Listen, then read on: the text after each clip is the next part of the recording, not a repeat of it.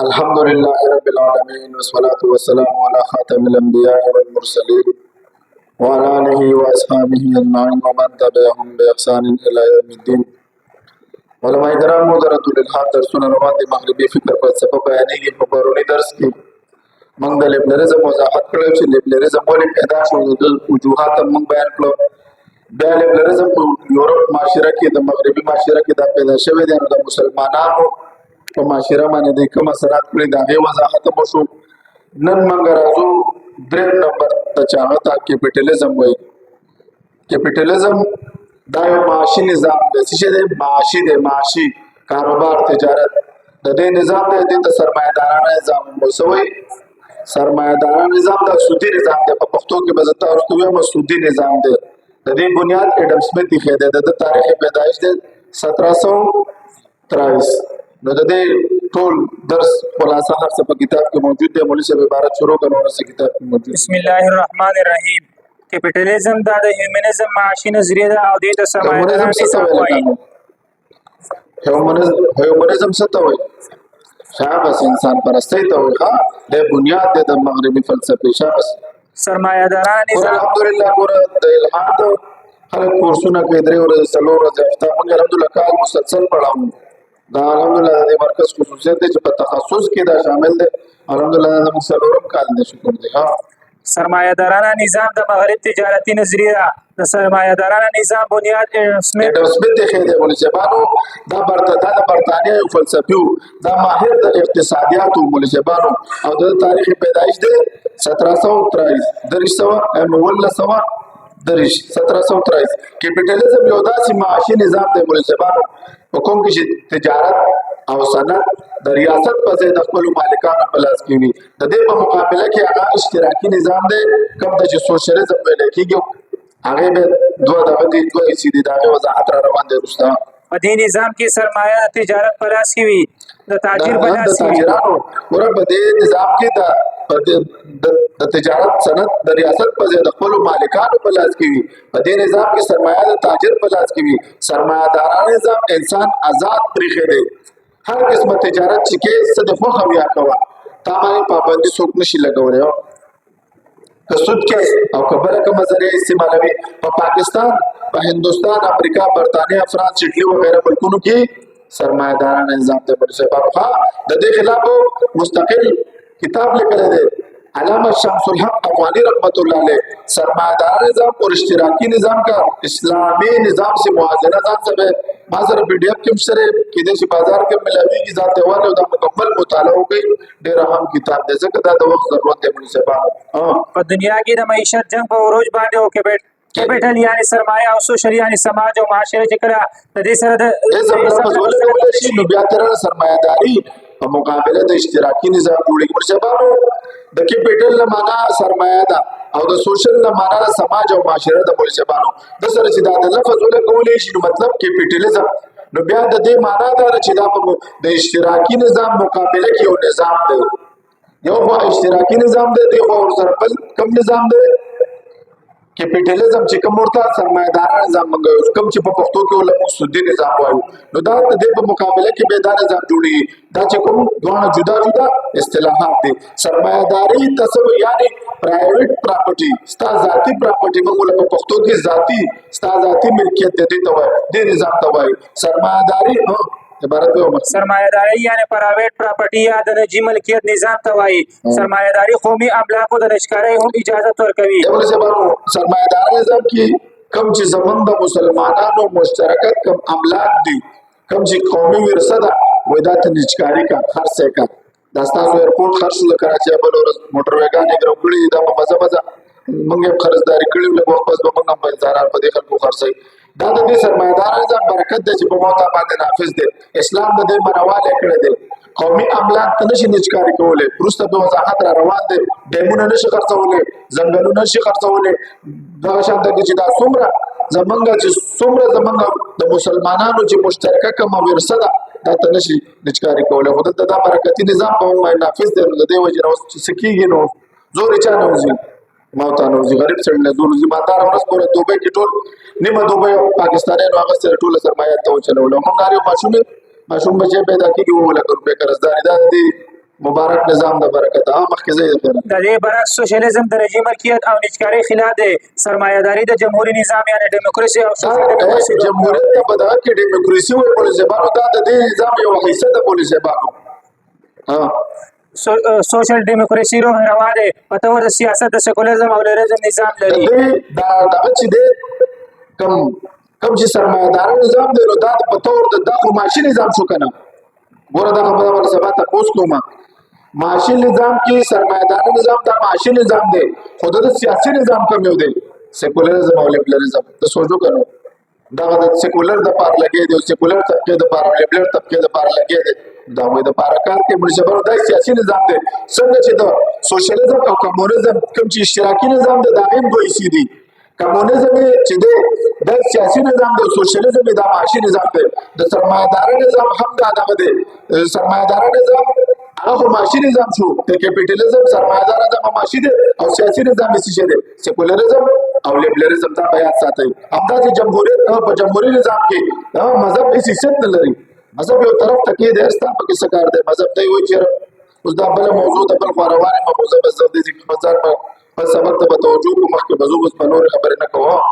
همداسې په جمهوریت نظام کې مذهبي ثانوي حیثیت لري. په اصل کې سیکولرزم او لیبرالزم نظام سیاست د مذهب قبلولو ته تیار نه دی. د سرمایه‌دارانه نظام بنیاد د مغرب د تاجرانو طرف نه وجود ته راغلی دی. په نشاط ثانیه کې چې کله د روشن خیالي او د احیاء علوم تحریک په عمل کې راغی نو سرمایه‌دار نظام درې اصول مرتب کړو. درې اصول اول بګیدار چې ذاتی ملکیت بوي دویم ذاتی منافع بوي او دریم د حکومت په کې مداخلت نه وي. حالانکه ته سوچو کدا د اسلام د خلاف خبره ده. اول ذاتی ملکیت وضاحت موجود ده پرایویټ پراپرټي چې ورته ویل کېږي ذاتی ملکیت په سرمایه‌دارانه نظام کې انسان ته د حق حاصل وي چې خپل ذاتي ملکیت د ځان سره وساتي او انسان د نجی ملکیت مالک تصور کولی شي او وسایل او پیداوار هم د ځان سره ساتلی شي. په اشتراکي نظام کې اگر چې د ذاتي استعمال اشیاء خو په ذاتي ملکیت کې راتلی شي لیکن وسایل پیداوار مثلا ځمکه یا کارخانه عموما په ذاتي ملکیت کې نشي ساتلی. البته په سرمایه‌دارانه نظام کې هر قسمه څیزونه کم کدا تعلق د استعمالي اشیاء سره وي او کدا تعلق د پیداواري اشیاء سره وي ټول په ذاتي ملکیت کې راوستي شي. ولسبانو مطلب دا اشتراکي نظام ته ځان سره ځان نشي ساتلی په سرمایه‌دار نظام کې د ځان سره ساتل شي. دویم نمبر یو خبر اشتراکي نظام د سرمایه‌دار نظام د یو اسلامي نظام دی دا دوه د اسلام د نقطې نظر د اسلام د انسانانو د پارس دي د نقصان سبب دی. وروسته به وضاحت ټول روان دي ولسبانو. دویم نمبر ذاتي منافع دویم اصول داری په پیداواري عمل کې چې کوم محرک کار فرماوي هغه انسان د ذاتي منافع د اصول محرک وي. مثال د منافع حقدار انسان په خپل وي نه چې حکومت خپل به اختیار باندې. دریم نمبر د حکومت په کې مداخلت نه وي. د سرمایه‌دارانه نظام دریم اصول داری چې حکومت سره اختیار نشته چې تاجرانو په تجارتي سرمایه کې مداخلت وکړي. تاجران چې څنګه کار کوي هغه ته مکمل اختیار حاصل وي. د حکومت د طرف نه پاوی باندې هیڅ قسمه پابندي نشي لګولې. د سرمایه‌دارانو اثرات په ملک او قوم باندې کم نه دي. د چې داسې یو نظام سودي نظام ته نافذ کړی دی. دا اوس زموږ چې اسلام آباد کې هغه دوره و درې ورځې نو علامه زاهد رشدي صاحب راغلی وو به نور الله رشید صاحب سره وکړ لګو هغه ویلي په دې سرمایه‌دار نظام وزت کار کوم نو علامه زاهد رشید صاحب ورته ډېر خبر وکړه. هغه ویل تاسو چې دا جدید کم خلک کار کوي وای د دې دا تاسو دا مطالعه کوي دې ډېر خسته کار کړی دی. یو عالم نو نو واغستو هغه ویل ماته ویل چې ته په دې سرمایه‌دار نظام باندې لګره دوکا ته دا کوم ما سوچ کوم چې د حکومت سره قرآن حدیث نه مني چې به څنګه راځم زه به د قرآن آیتونه پیش کوم او الله بیا محرم ربا نو دوی به چې دا ځان سره وای ما چې کوم دې باندې دا جدید تحقیق شوی چې ور دې دا سره د دې دا نقصان دی د دې دا نقصان دی د دا وای مې راځم او بیا نور ته دا پیش کو او اخر کې نور د آیات پیش کو چې الله تعالی چې تاسو سود ختم کړو کاروبار په حالات شروع کړ وای اوس ما وګټه نشته راغواړي او ما ته چې تم د لیکچر راکړه په دې سودي نظام باندې نو لکه په دې باندې د مضرات په خلکو ته بیان دي د نقصانات په خلکو ته بیان دي نه به جو دا کوم کافر دی کوپر انکو پر اسلام نه اوس خبره وستل د مول زبان استاد په فتوا باندې هغه راګرځي او ته ورته دا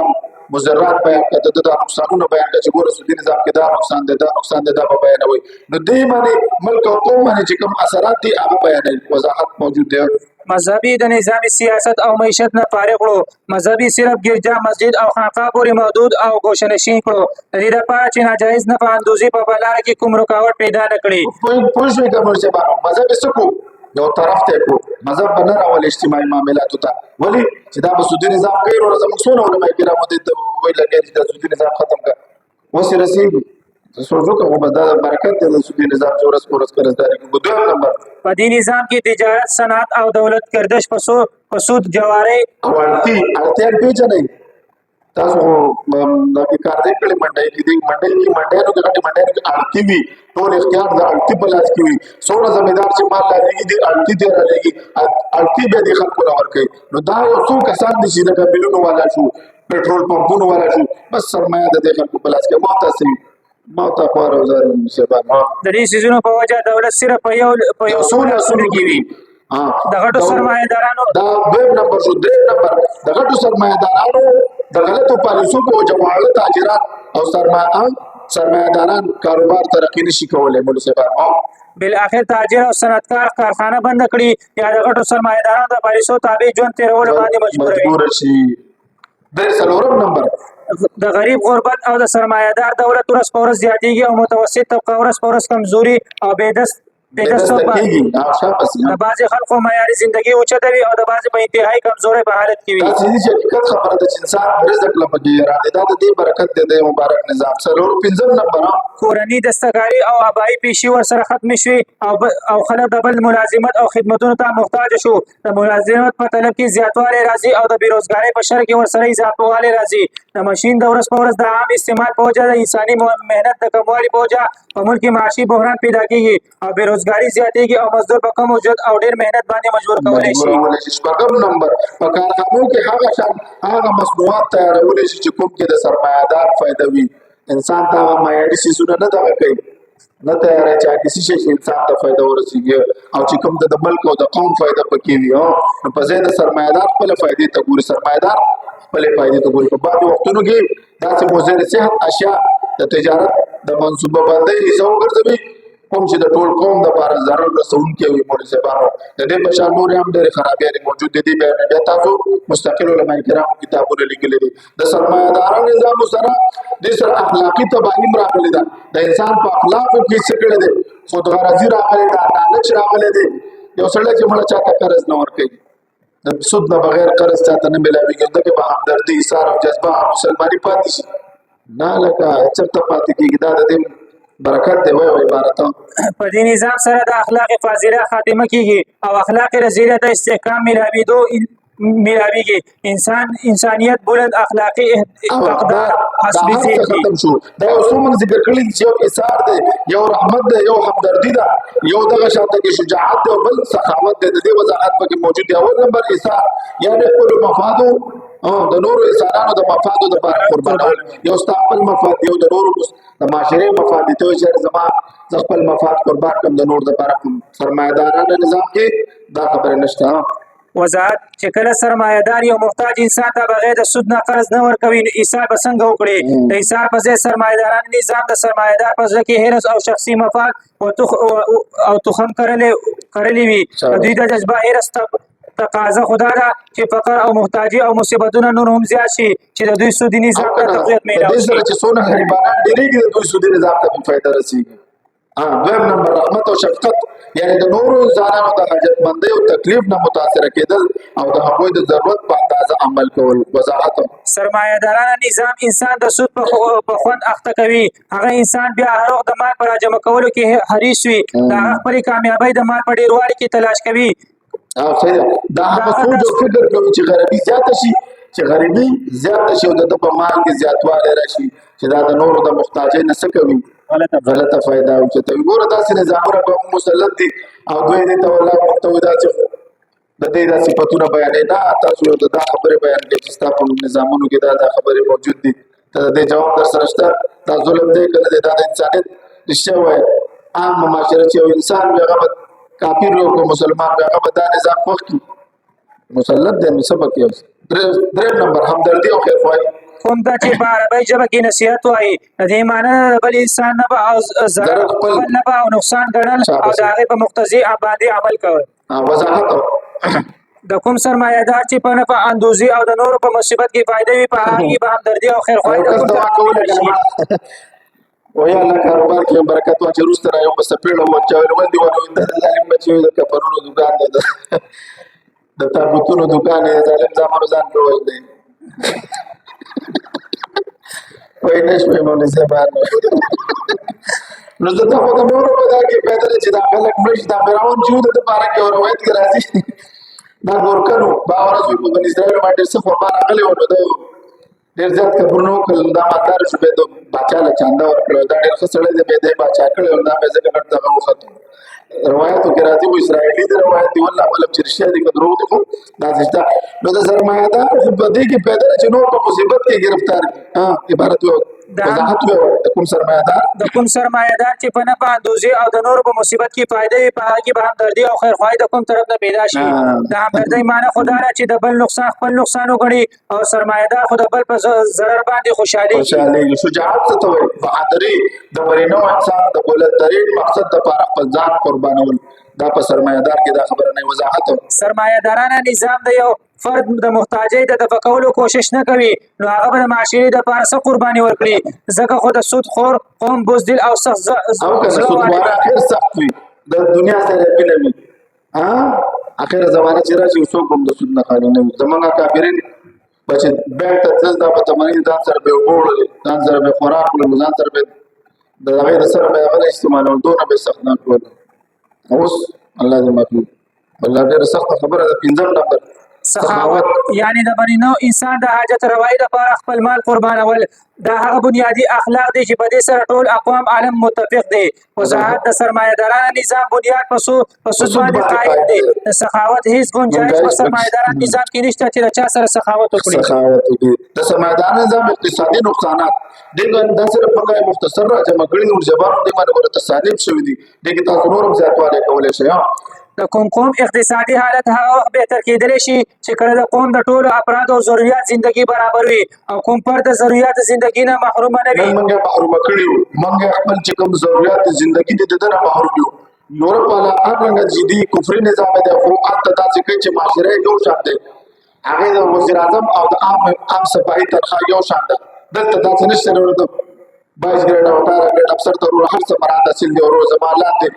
په سرکار کې چې لاندې کومه طبقه دا وایي وګور دي پکې دا خو د افسرانو ته دا مراد دا سیستم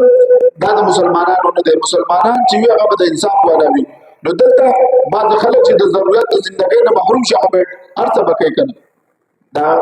کته د ضرورت د ژوندۍ پوره د چا څه کار دی بل د چا کورانه اکثر ته مجبور نه خلک جرمونه کوي شباب